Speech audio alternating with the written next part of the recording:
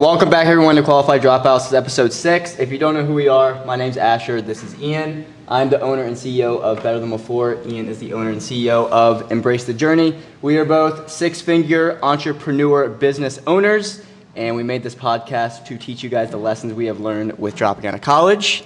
So today, we have Miss Erin Lifts on the Potter. She just competed. Lifts, Oh, actually. oh, really? Get it right. I thought you changed it. No, it's Aaron's lifts. Oh, okay. Well, she just competed in a bodybuilding show, so we're going to talk to her about the ups and downs that she had in her journey and kind of just how that relates to business as well, because, you know, there are ups and downs in business as well. So right off the rip, let's just talk about it. What was the lowest point in your prep? Okay. Gotta hold a mic. How do I know I'm not gonna just make it all that? It won't. It doesn't. You're good. Okay. You can talk. There we go. Okay. Close. Got it. Okay, so in my prep, I would say the lowest point was probably when I was 9 to 6 weeks out. And I don't know. I guess it was just because I was already doing it for so long, but it still felt so far away. And I feel that. I don't know. I don't know why. I guess just the past year in general, I've had a lot of things that I've had to adjust to. Obviously, we all moved out here, and this is the first time I've lived on my own. And so trying to navigate all that while also going through prep was a lot. But once I got past, I guess, the 6 week mark, I feel like it got a lot easier. It's the final sprint. Yeah, I could see light at the end of the tunnel. Yeah, because you're in a 16-week prep. So when you're at 9 or 6, you're like, damn, I still have another halfway to go. I'm halfway, and you're already dead tired. It's horrible. And yeah. I can attest she didn't feel too well because she's also my girlfriend, and relationships take a toll when somebody's in prep. Yeah. I actually wanted to ask. I wanted to ask that. So, how was the relationship during that? Well, because I heard it a lot, being your roommate. Yeah. So, how is it now? How is the relationship now that it's over? She smiles. She's happy, and she's do. not cranky. And that's Yeah. she's normal again. She's like a human being and not a zombie. That's kind of the biggest thing. She was. Yeah. And I will say, That's honestly, all I got. It was just basically you just lose the personality and the happiness in that person that you're dating. That is literally the best way to explain it. The personality, happiness, and the light that you see in somebody is just gone. It's just not them anymore. They're there, but they don't and then everything can be very stressful, and it just causes a lot of tension in the relationship. Not in a bad way. It's just I know she's gonna be complaining about how hungry she is. I know she's gonna complain about the training, and I mean, not in a bad way. She's oh, I'm only eating this much, I'm hungry. Not complaining is she doesn't want to do it, but it is a side effect. Yeah, I mean, when I was in prep, I was complaining. I just was single. I didn't talk to anybody. I hated my life. Yeah, I will say I didn't realize how focused on prep I was. At the time, I was just kind of I was focused, and I knew I was focused, but I didn't realize how intensely focused on it I was, and my days really were just on the loop of okay, wake up, cardio, food, train, food, sleep, repeat, basically. Yeah. And that was literally all I could think about, and I mean, it paid off, but I didn't realize how focused on that I was. I felt I could still balance other things, but in reality, I couldn't. And I think, sorry, go ahead, continue. I just felt very lost in other aspects, because I felt I had to totally take a step back from everything other than prep. My relationships, even obviously my relationships with y'all, I didn't want to go out and do things, and I couldn't go out and do things, and I was just tired all the time, stressed out because I didn't feel like myself, because normally I'm a very energetic, happy person, and I wasn't. And so Yeah, Yeah. No. What were you gonna say? I was just saying that's what, like, for people who want to do prep, it's your life. Like, you just gotta accept the fact that 16 weeks, I don't care what you're doing, like, that is your life completely. And I think going into it, a lot of people don't realize, like, the sacrifices. And then they see people who are crankier in prep, like, come on, like, why are you so rude? It's like, no, you won't understand somebody's mindset that's on prep until you actually do it yourself. On it. Yeah. Hands down, I don't care who you are, I don't care what you've been through in the past, you will never be able to relate or understand somebody who's been through prep and their mental struggles and how hard it truly is until you actually do it yourself. Because it's just a different level. Like, you're going against your hormones in a sense. You're going against your cravings and your desires and everything to make you feel at a homeostasis, basically make you feel good. For 16 weeks, you're going against that and putting your body in a severe state where it's should not be. Like, that's just not sustainable for you and your body. And until you do that, you just won't understand it. So I think a lot of people are like, come on, it's not that hard. Or, you know, when I worked at Chick-fil-A, people are like, Ian, like, why are you just not the same anymore? Or, because I did my whole prep on Chick-fil-A, and they're like, why are you so, like, grouchy? You're like, come on, you don't smile. Like, is everything okay? And I'm like, you just don't understand. Like, everything is zapped out of you. And so I think that's, like, a big thing is, yeah, if you've never done it, you just don't understand. But if you do it, it is your whole life for the 16 weeks. It definitely is. So what made you want to do a show? So, I watched, obviously, the October summer shredding, and it just looked like a lot of fun. And obviously I know that, like, that's just the end of it. That's not, like, everything. But growing up doing pageants, I've always loved being on stage, and I'm competitive. And so I saw that, and I kind of saw it as a way where I could combine, like, my pageant history with what I love doing now, which is the gym. But then the more and more I thought about it and thought about the actual process of prep, I was like, you know what, this could be a really good thing for me, because I talk about this on my Instagram, but I've had an eating disorder my entire life, and it's not a super common thing. And so finding treatment and help for it has been really difficult throughout my life. It's called avoidant restrictive food intake disorder. Yeah, what's it called again? I forgot. I just said it. No, the initials for it? ARFID. ARFID, that's ARFID it. Yeah. for short. And the way that I describe it to people is basically, because what it essentially is either a complete disinterest in food or a fear of food. And it can tie into, like, the smell, the appearance, the texture of food. For me, texture is a really big thing. So most of the things I eat are, like, they have to be basically dry and crunchy. And so my diet has just always been very, very limited. And for a while, I was very malnourished growing up. Like, I guess when I started going through puberty, I was always very athletic growing up, played soccer, gymnastics, cheer. I swam for a short period of time. I loved sports, but as I started going through puberty, my body really couldn't, like, keep up with it anymore. So I had to quit playing sports, and that's when I got into pageants, because I wasn't having to, like, for cheer, tumbling was too hard for my body because my joints couldn't handle it, and I just didn't have the same energy to, like, be running outside in the heat playing soccer anymore. Continue. Yeah, continue. Sorry, timer. But I also went through different treatment growing up, from even the time when I was like 3 or 4.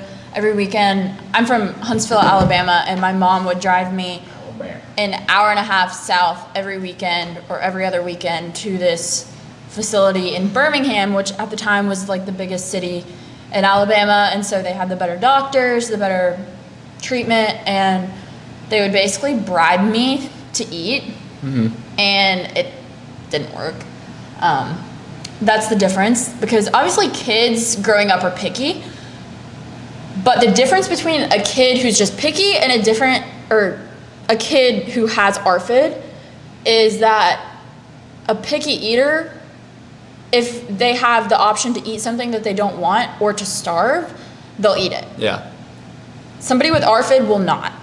So I, as a kid, me and my mom, my poor mom. Wait, so did you develop this right out the gate? I've had this my entire life. Oh, really? Oh, I thought does. it got developed. No, that's the thing about ARFID is that it doesn't relate to body image or anything. It's just directly connected to your relationship with food. And so, yeah, I've had it since I was a baby. My sister... So it's not like on your parents or anything like that? It's just what you were born with? No, I've been like that since a baby. Oh. My sister said I was always like such a good kid because my sister's 11 years older than me. So like she remembers all of these things when I was growing up. And she was always saying like, you were such a good baby, but then when it was time for you to eat, like you were always so happy and smiley. And then when you had to eat, temper tantrums, fits, like you would cry, like you hated food literally since you were a baby. And I'm like, interesting. But I went through multiple treatments, even like when I was as little as like 3 or 4, I would go to psychologists, counselors. My doctor really wouldn't take me seriously, honestly, and so I always hated going to the doctor because I was basically just like this mystery patient. Yeah. And then even in high school, I went through a treatment and it didn't do anything, so I stopped going. But since the disorder is a newer diagnosis in the DSM-5, the place that I was at, I remember in high school, they basically treated me like I was a science experiment. Like I would sit in a room where they could like see you through the window, but like you can't see them, and they would just watch me, like, and study me. Would they just put food in front of you or something and see what happens? Basically, they would just try to force me to eat. Yeah. And I'm in high school. Like I was like. Have they just never seen it or something? They just don't know how to handle it. So what would they put in? Stranger Things Did they put in front like a hamburger or something? You were like, nah, I'm good. No, it was never stuff like that. It was like, I don't know, different like vegetables or like, I don't know, just random things. That's ridiculous. They should at least put like a burger or something in front of you. Or do you eat? No, you don't eat burgers, do you? Yeah. Do you eat chicken? All right, I'll tell you your diet. Ready? Well, I was getting to that. Okay, go ahead. But yeah, so basically, What is your long diet? story short, my diet is very restricted. I have a very short list of foods that I eat. I joke that I eat like a 6-year-old because I really do. Even then, it's like less. It's like not. Yeah, so people who have ARFID, they call it like the foods that you will eat are like your safe foods, and they're usually comfort foods, so they provide no nutritional value. A lot of them just like starchy carbs or just junk food, really. So I, for the longest time, pretty much lived off of like chips, chicken nuggets. I would eat bacon. That was the only other meat that I would eat because it's crunchy. Just like junk, like nothing healthy. So that's why my body was malnourished. I would eat so I wasn't hungry. So like I was at a healthy weight always, but I was actually lacking all of the nourishment for my body. So I was malnourished, and that was honestly what made it more dangerous, was because I was at a healthy weight, so people didn't take it seriously. Yeah. Do And you they take would just- supplements for that? I would take vitamins. Yeah. But that was really it. And people would just brush it under the rug like, oh, well, she's just picky. And growing up, I was always told from family members and friends, and not to say it was coming from a bad place, but people would tell me that, well, I hope you know that, like, if you don't change and you keep eating this way, like, you're not going to live very long, or you're going to get fat, and, like, you're not going to be able to do this, and you could never do that. Like, all these things that I was told, and so... You know who's probably telling you that? Fat people. No cap. No. For the longest time, I People believed... don't understand nutrition. That's it. People do not understand nutrition. Yeah, but... Proteins, fats, and carbs. That's and everything.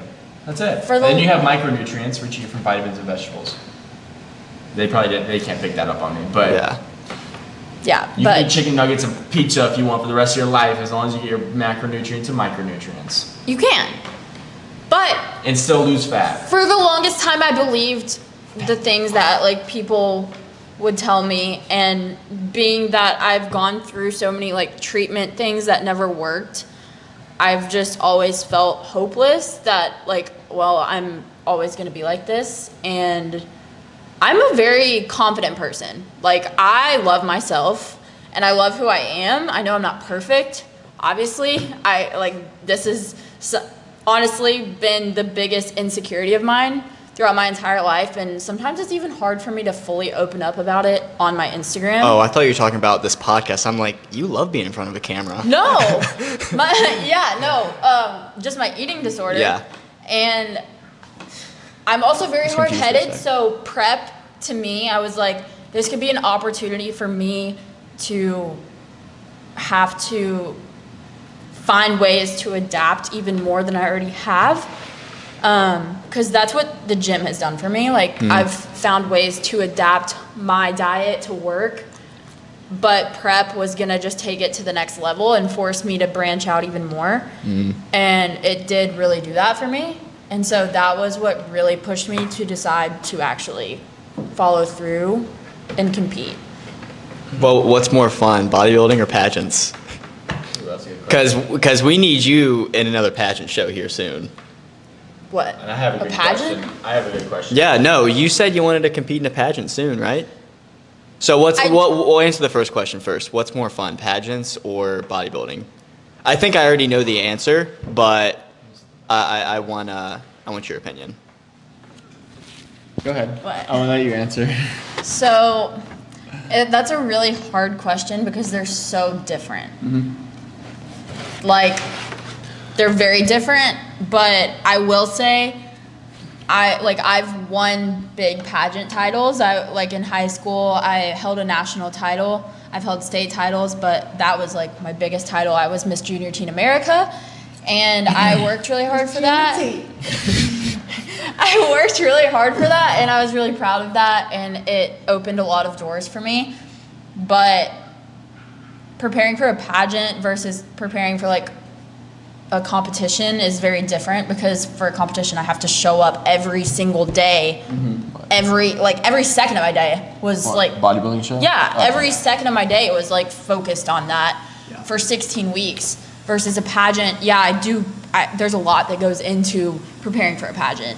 It's not just a beauty contest at all, and there is a lot that goes into that, but it's not like it consumes my life. So I was definitely more proud of myself when I won the competition, summer shredding. She almost won the overall. I did. But Very close. yeah, it's close. First show. Final answer, what is it? I guess at the end of the day, more like on a high after summer shredding Nice. than Oh, man, why am I pageant. yawning? All right. Oh, and I want you to be honest, okay? Was competing in a bodybuilding show harder than you thought it was going to be? Honest answer. I know what you want me to say. Because I know the truth. I want to say yes, but I don't think I can say yes, because I knew it was going to be really hard. Okay. So I don't think it was harder than I thought it was going to be. But I think I surprised myself with I think going into it, I had doubts still that I don't know if I'm gonna be able to actually follow through with this. And I remember I think when I was still 4 weeks out, I was telling you my concerns for peak week. No, this was this 9 to 6 period, and I was going to go into this. No, I remember I was walking through the grocery store with you, and this was when I was getting close, and I was already past the point. I knew I was gonna follow through, and I was gonna make it to the stage, but I was still concerned about peak week. I still had this doubt in the back of my mind. Am I really gonna be able to do this? Aaron, what the? Whoa, I need this. So I think gotta I drop. surprised myself that I was able to actually do it. Okay. What were you going to say about the grocery store? Was that it? Mm-hmm. Okay. Was there ever a point you thought you were going to quit? Like, actually, like, where you're like, I'm going to give up? Yeah. I told her to give up, actually. You told me to give up all the time. No, for like a week. It was in between the 9 to 6 week. Okay, I sound like a horrible boyfriend because of this, but it's not because I don't think she could do it. The only reason why I told her to, hey, maybe this isn't the right fit for you, I don't think you should do it, is because of not just like she was saying it was hard and difficult. It was the fact that you were saying you're like, this sport is stupid. It doesn't promote my eating, like my healthy habits. It doesn't promote who I want to be, and it's not who I am. So for her saying that and being like, this sport completely is just ridiculous, I don't see value in it, everything like that, I'd be like, then you should give up. Like, this isn't, like, you should just drop out of the show because it's not worth it. It's not who you are, and you don't see the value in the sport. You don't see the hardships and everything you have to go through to be valuable enough. And I mean, I think you were just talking because maybe you were cranky and like hungry and stuff. Yeah. But that was the only time I did tell her to give up, is because of how you viewed the sport in general. Like, the sport is challenge. It is the hardest thing I've ever done in my whole life. Like, you just don't have a life. And so if you don't truly love the sport and like you want to step on stage, not just because you want a place or just because you want to look cool for a photo, like, it's the fact that you're going to push through something and achieve a body fat percentage and achieve a physique you have never ever achieved before in your life, and you're going to have to go against your hormone imbalances. You're going to have to go against all your cravings. You're going to have to go against your joints hurting. You can't get a pump. Like, you feel like crap. You wake up and you maybe get 4 to 5 hours of sleep because you can't sleep because you're so hungry that your body's like waking you up. You're having to drink a gallon and a half, 2 gallons a day. You're waking up peeing every 1 to 2 hours. Like, it is just not like, oh, I could go on. The list goes on about what you go through. So that was the only time I actually did, like, I was like, maybe you shouldn't, because of the way you viewed the sport and you didn't think it aligned with who you are and you thought it was just stupid. So. And I did feel like that for a while, but I think part of that was just because of the vulnerable mental place I was in and still trying to adjust to being here in Houston and being surrounded by the fitness industry at Alphaland every single day. It was kind of just like exhausting. Everything felt, for a period of time, like very shallow. But I can say now that like prep to me wasn't even about like how I physically looked. It honestly like just really opened up my eyes to the potential that I have and how strong I actually am as a human being. Because like I said, growing up, like I've been told for years and years that 1, I was gonna have a short life, and 2, that there were so many things that I could never do because of my eating disorder. Yeah, and that's really cool. I was going to bring up that next, is like the eating disorder part, because we now have 2 people we know with 2 different types of eating disorders that went through complete bodybuilding shows. Mm-hmm. Like, did it, and they both, I mean, she placed first. I think Ava placed actually first and second, right? I think she placed first, yeah. Yeah, they placed very well, and they both did excellent at their shows. They both looked amazing. What would you say to someone who has an eating disorder who like that they think that's their limiting belief as to why they can't accomplish something? Obviously every eating disorder is very different, and mine is very different than a lot of eating disorders because it doesn't pertain to body image. But your eating disorder doesn't define you, and I think that that's something that I've let define me for years and years and years. I mean, people at school, like people's parents at school even would refer to me as like, oh, Erin, yeah, she's the chicken nugget girl or the bacon girl. Like, that's just, people knew me as my eating disorder. And that it doesn't have to be that way, because your eating disorder is not what defines you. And that's why, like, through pageants, like, you have a platform, a cause that you're, like, advocating for, promoting, and that stemmed from my eating disorder, but it's bigger than that, because we all face, like, adversity in life. We all have something that we struggle with, and you can either let that define you, or you can take the adversity and turn it to an advantage in life. Like, my eating disorder became an advantage for me because it pushed me to go through that bodybuilding prep and grow even stronger, and now I'm able to apply all of those skills that I developed to everything I face in life. Yeah. So that's my words of wisdom. Keep it No, simple, that's direct. You kind of answered my question, but I was just gonna ask you straight up, like, how do you feel about the fitness industry? Is that what you were gonna ask? No, you're good. I think there is a lot of, like, niches within the fitness industry, and I definitely... Let me niche down. How do you feel about the fitness industry alpha land style? I have a love-hate relationship with it. Because personally, this is a big reason why I go in the morning, because people that go in the afternoon and at night, I just don't vibe with. That's why I go early in the morning. I just think it's really, really fake. So that's just like my 2 cents on it. I really love the gym as a whole, but the culture that brings there, it's very, feels like high school almost. Yeah, I would agree. And that's, I think, what was a mental struggle for me throughout prep. And that's why throughout my prep, I avoided Alpha Land. Yeah. I would work out at the apartment unless there was, I would go to Alpha Land 2 days a week because I needed extra leg equipment. Yeah. And I couldn't do it at the apartment, but everything else I made work here because I didn't want to go to Alpha Land because it did, like, screw with me mentally. The simplest terms to put in is, like, Alphaland. Like, I mean, this isn't for everybody that goes to Alphaland.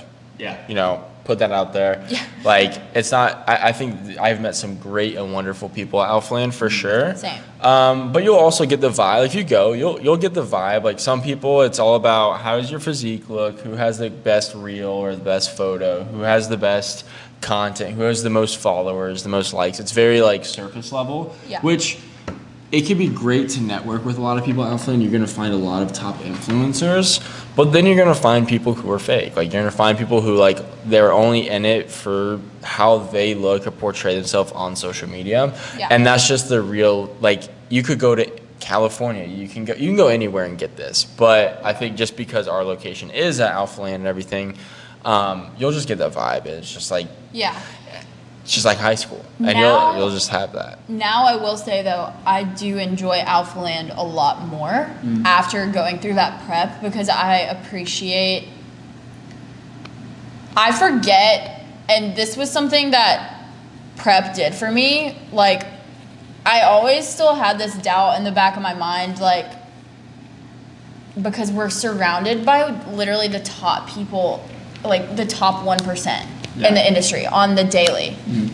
And I forget that, like, even a year ago, I would have looked up to somebody who is where all of us are at right now. And, like, as you grow as a person, you forget, like, you're always striving for more. And so you forget that, like, where you're at is, like, where you would have loved to be in the past. And I don't know, my perspective of it, I guess, just kind of changed. Yeah. And influencers are just people, right? And here's a little test you can do. If you want to figure out if an influencer is, like, real or, like, if he's a really genuine person, girl or guy, go up to him and just be like, hey, I really love your content. Just say what's up to him. The way they respond to you and the way they look at you and the way they talk to you and their tonality and how their body language, that'll tell you exactly who they are. Like, that's just it. You go up to, I've met some great people who go, yo, what's up? And, like, they're just, like, the nicest people. They just really want to meet people. Like, that's it. They just want to, they use social media to, Dude, like, that shit means so much. like, I always yeah. say. I'm always like, dude, you want to take a photo? Like, Yeah. let's run it.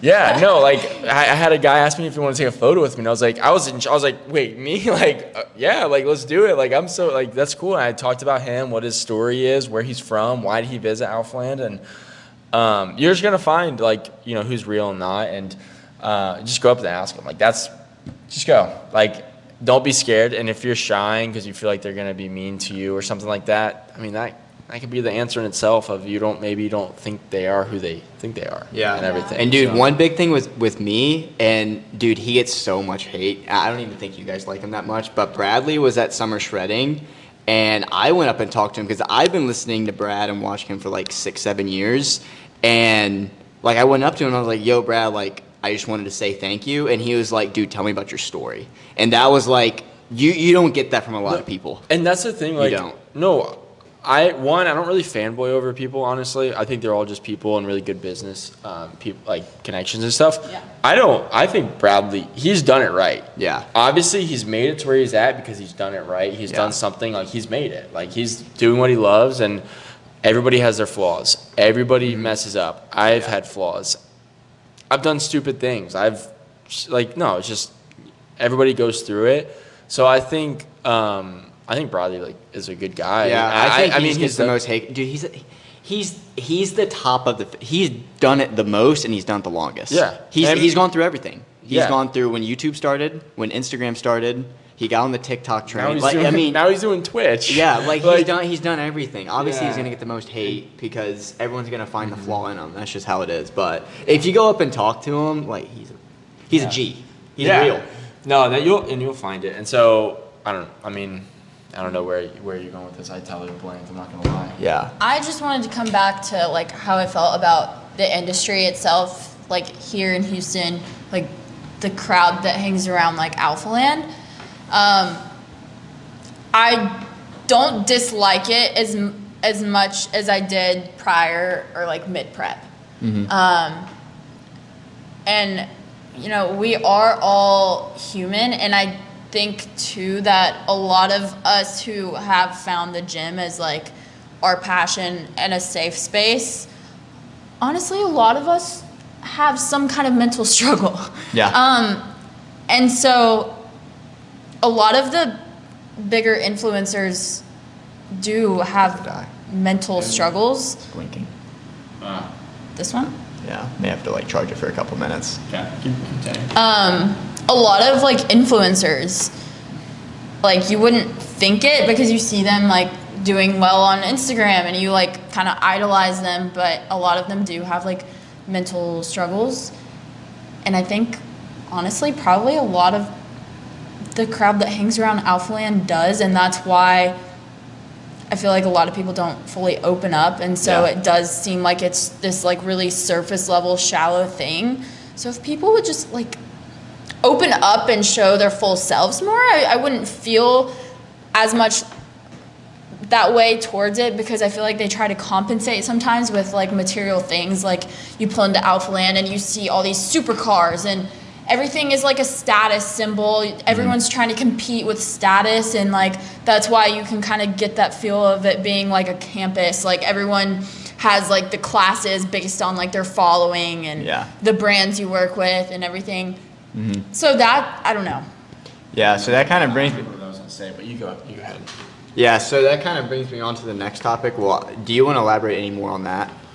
No, kind of based off what you said about Bradley, about like fitness influencers. I think I don't fanboy over a lot of them because I just view, like I'd rather they're all entrepreneurs. I'd rather meet like business entrepreneurs, like they are business people, and that's who you want to meet. Those are the people who are gonna see a lot of success is if Top they know how to, Gs. if they know how to grow a business and like actually scale it and everything. That's kind of how I view. Like that's why I think Bradley Martin's great. Yeah. Like I think he's done it because He was so sick to talk to. I was nervous talking to him. Because I view him as just like a business like a guru. Like he created brands, multiple brands.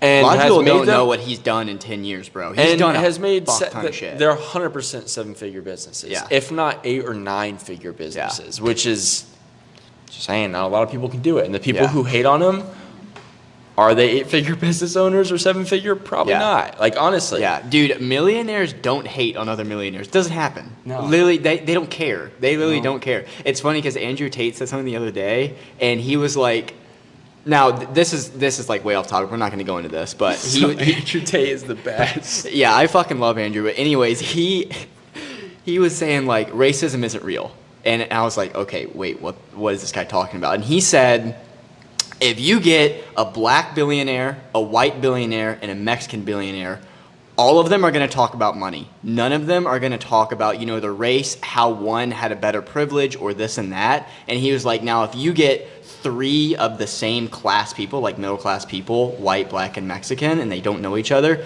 something's probably going to come up about like race, how they were given this and that. But if it's like all billionaires and millionaires, I'm not going to say anything about it. Now, obviously, like, that's very controversial, but it was interesting how he said that. Yeah. No, I think Andrew Tate 100% says some things where He spawned on the internet at the perfect time. he So says many things people that need to be hear here, it. Yeah. need to be heard, but also he does do the extreme of a lot Yeah. of them. Like, Yeah. you should just like take what he says and knock it down a couple notches, and that's what Yeah. you should listen to. Yeah. So, yeah.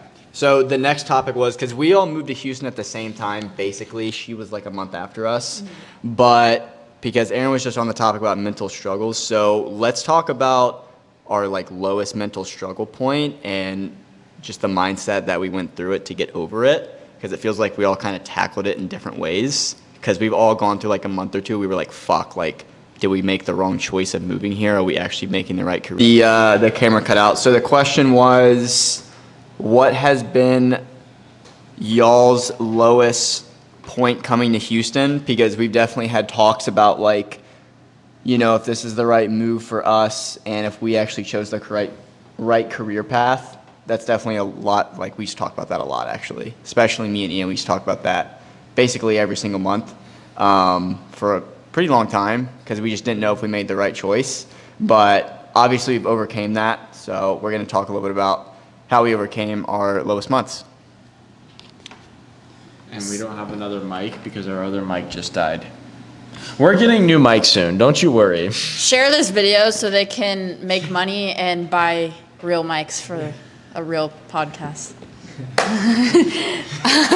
Yeah. Because, This is depressing. That's all I'm right. like, That's all right. Run it.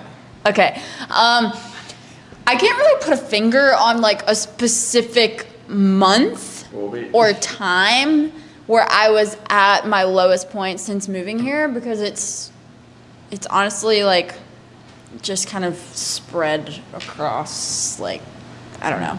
The whole time. Yeah, I have depression. No. Well, What do you mean, well? You did. I did, okay, but not anymore. but she got carbs.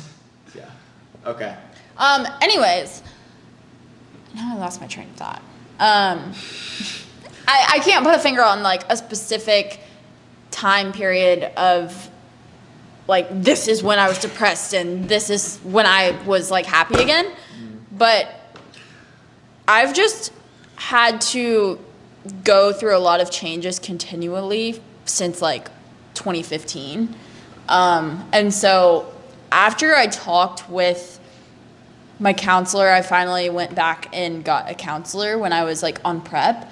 And that kind of opened my eyes to the fact that for honestly years, I've been stuck going through like the grieving process just over and over and over again, basically. And I've been just stuck in this cycle of dealing with grief for a long time. And that's why I would continually have problems with like, oh, I'm happy now. Oh, wait, nope, never mind. Now I'm struggling with depression again. Is because I never fully came out of those stages of grief. And I remember I asked my counselor, like, how I know, like, I have to, like, let this behind me, but, like, how do I fully come out of those stages of grief? And I was talking to my sister about that, and my sister is somebody that I really, like, look to and as, like, a role model, and I take a lot of her advice, and I think she has a lot of wise things that she tells me. And she kind of brought up the point to me that she was like, yeah, because me and my sister have gone through all of these things together. A lot of family things, a lot of changes. And she basically told me, well, you see all these like old people who are just miserable people. And it's because life is hard. And there are always going to be things that are changing and you're having to like cope with and deal with. As you get old, you lose people. Like, there's always going to be something that you're going to have to go through again and again and again in life. And so if you can recognize that that's like what life is just a constant cycle of change and phases, and just get good at handling change and finding the good in that, and like, what is this phase gonna like teach me? That is kind of what opened my eyes to like, you know what, you're right. Like, I'm gonna constantly be going through changes, and if I can get good at handling change and finding a lesson in every phase, I'm gonna be able to be happier, because I don't want to be an old person who's miserable. I look at my 90-year-old grandma who is like just Still running marathons now. she goes on mile walks, more than mile walks every single day, and she's just the most positive person I know. And I'm looking at her and I'm like, you're right. Like, I can't just get stuck in these cycles of grief. Like, I can't. Yeah. And I think depression is something that, I'll struggle with again at some point in my life. And again, but that's another thing my sister told me is like, life, you're always going to have ups and downs. It's essentially like a EKG, or what is it called? EKG monitor, like the heart thing. Yeah. And so like, literally when you're alive, look at the heart monitor. To be alive, it's constantly going up and down, up and down, up and down. Same thing. Like, you're gonna constantly have ups and downs. That's literally just like how life works.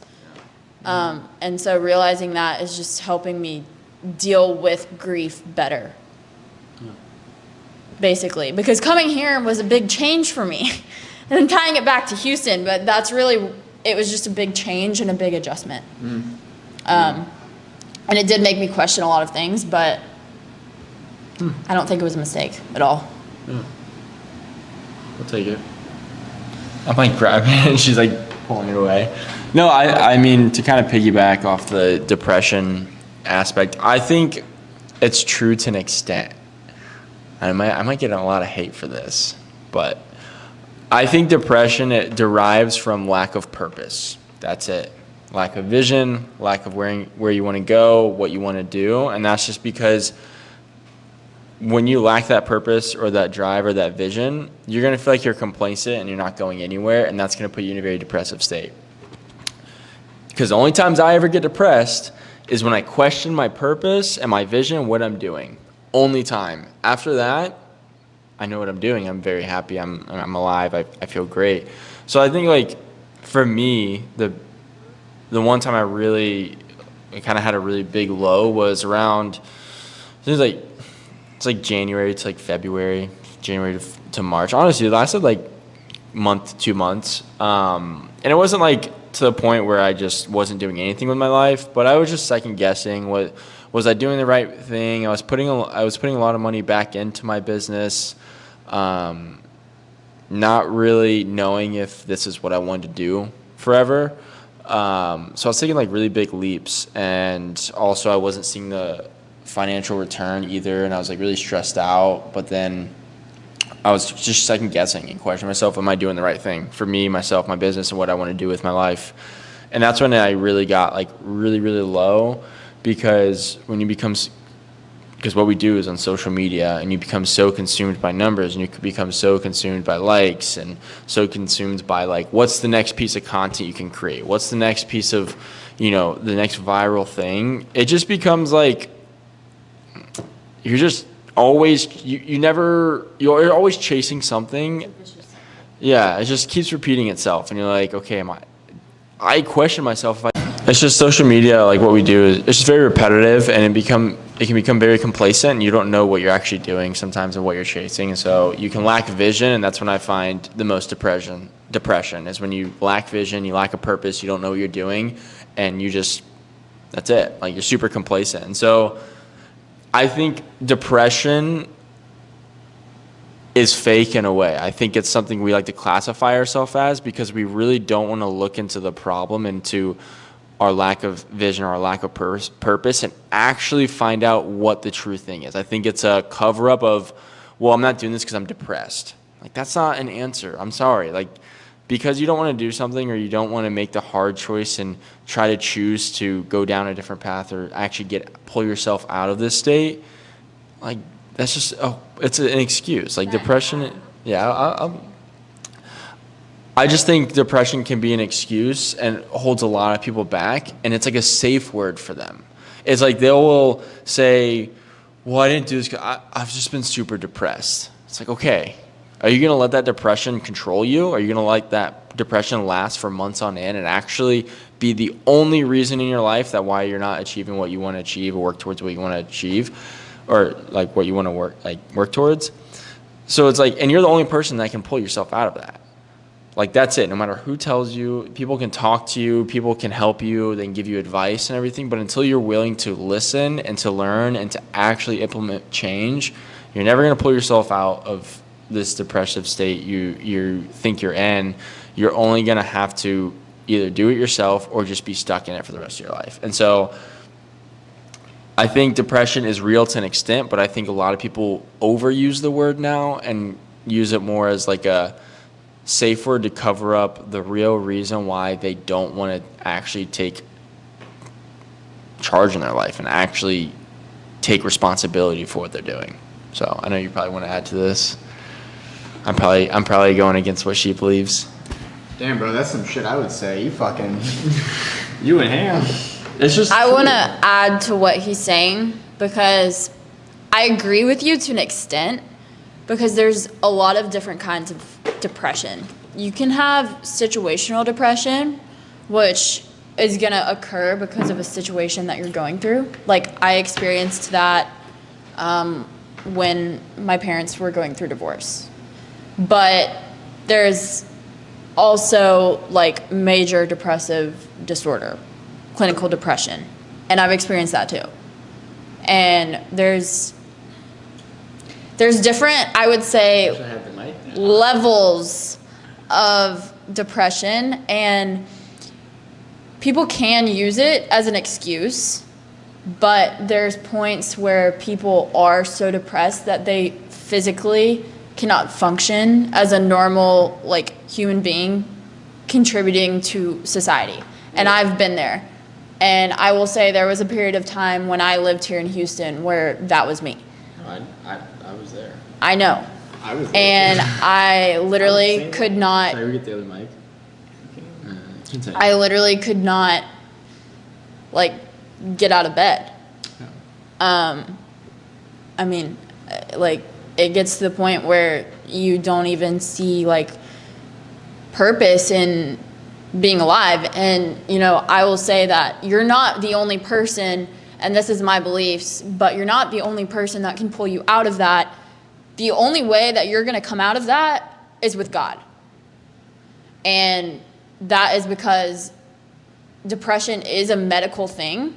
It's chemistry in your brain, and that's proven. It's not a fake thing.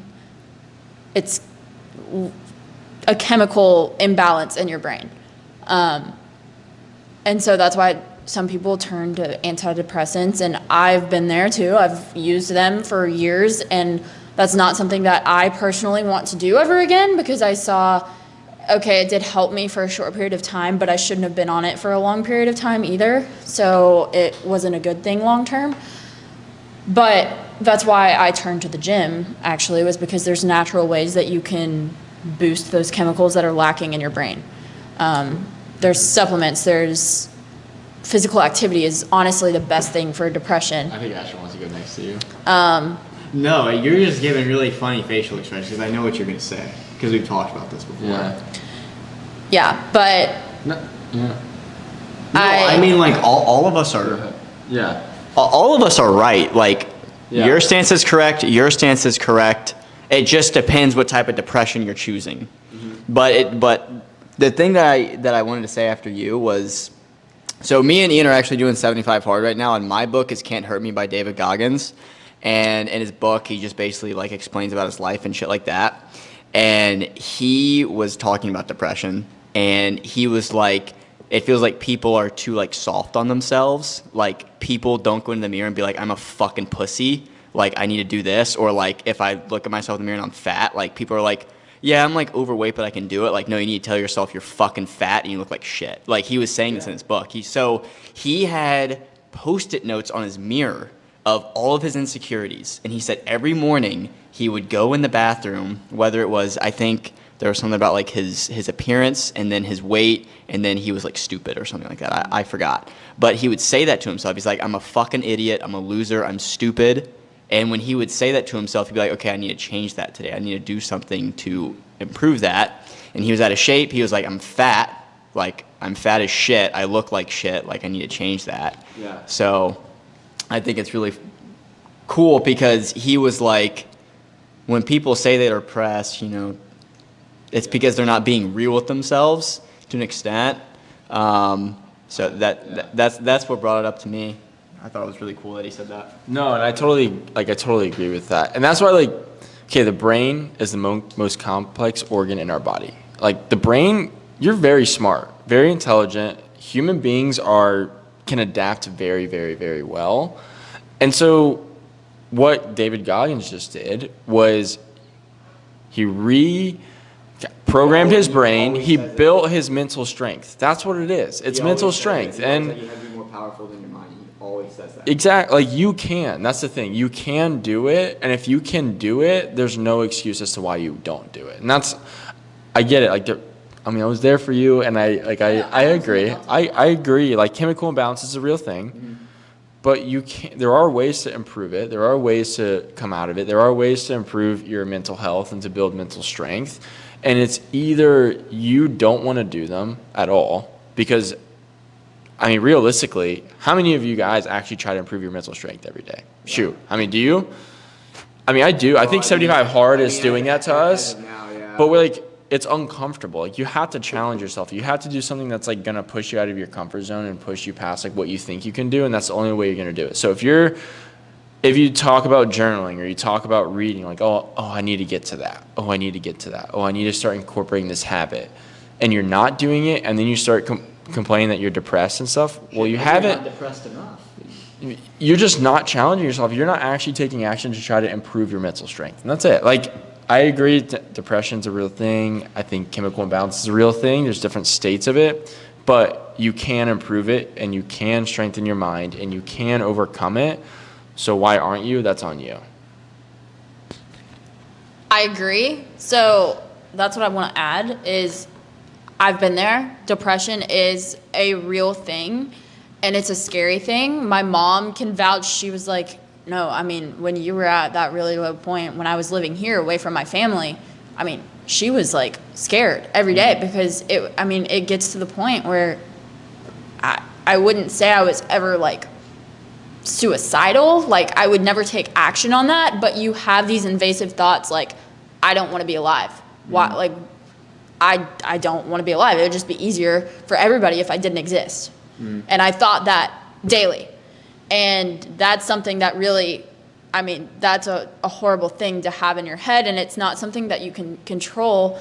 And I take it to a spiritual level as well, because how I've told you this before I even met you in person, but how I view the world, this is me, is everything is spiritual before it's physical. We are spiritual beings. All three of us are Christians, and as Christians, we're not of this world.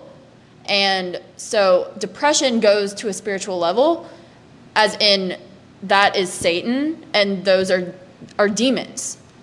And so it's spiritual warfare. You're literally being attacked by demons. And that's something that I had to recognize is that, well, why is Satan attacking me right now? Satan's going to attack you when he sees that you're getting close to what God has in store for you and fulfilling your potential and the plans that God has set out for you for what you're supposed to do in the world. Satan doesn't want you to fill those shoes, so he's going to grip harder and harder as you get closer and closer. And so if you can realize that, that does make it a little bit easier to then say, okay, well, I don't want to be depressed, and this is not who I am. I want to get better. Because to get better, you have to want to get better. Because there's people who don't want to get better. And that's why they stay there. Because you're not going to get better if you don't want to get better. And then the next step would be, okay, well, right now I'm not at a place where I can do this on my own.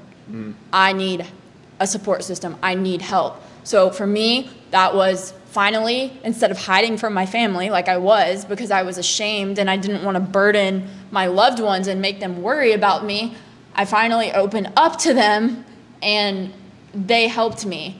My mom even took the effort to call the church, who then got me in contact with resources that could help me.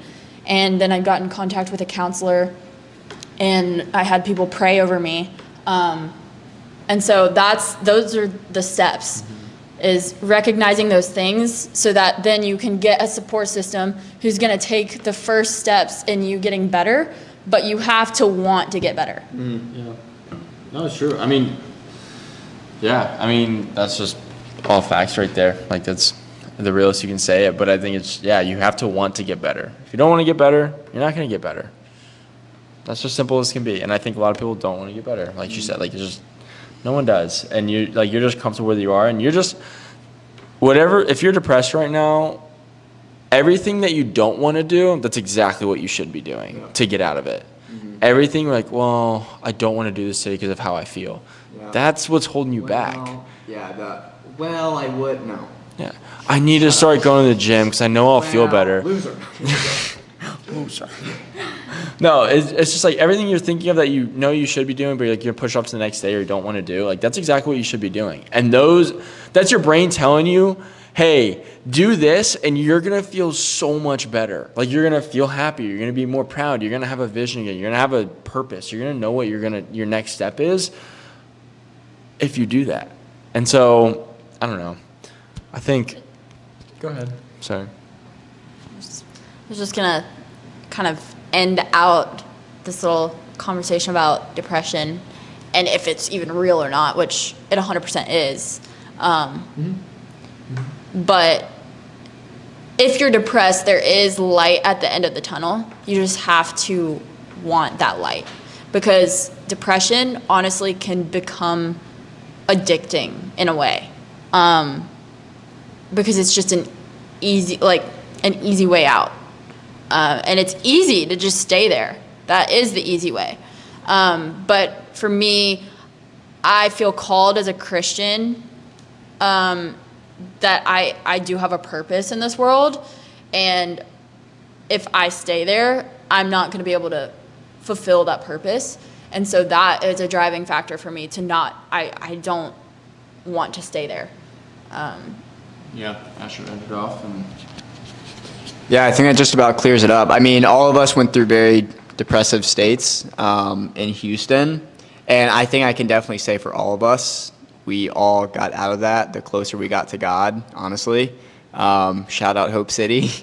But, so that's going to end it for episode 6. We do want to do a part 2 with Erin, so if you guys like her enough, if this gets like 10 likes, I was thinking like 2. Wow, is that what I'm worth? Maybe a comment of what the next topic should be. No, we honestly are really thankful that we already have 100 subs, or basically 100 subs. It's kind of crazy to think about. We're going really fast. We're definitely going to buy mics. But all we ask is just share this with someone that needs to hear it, because me and Ian talk about this a lot. you are like a friend is someone who says something that they need to hear, not something they want to hear. So if this podcast needed to be said to one of your closest friends, maybe they're depressed or something like that, please share this with them, because that's being a good friend. If one of your friends is depressed and you keep on saying it's all right, no, it's not all right, you need to tell them what they need to hear, not what they want to hear. So Reach out to us. just reach out to us. Comment down or DM us. All of our DMs are always open. Yeah, but that's going to conclude it. So, just share this with someone. See y'all in episode 7 next week. Peace.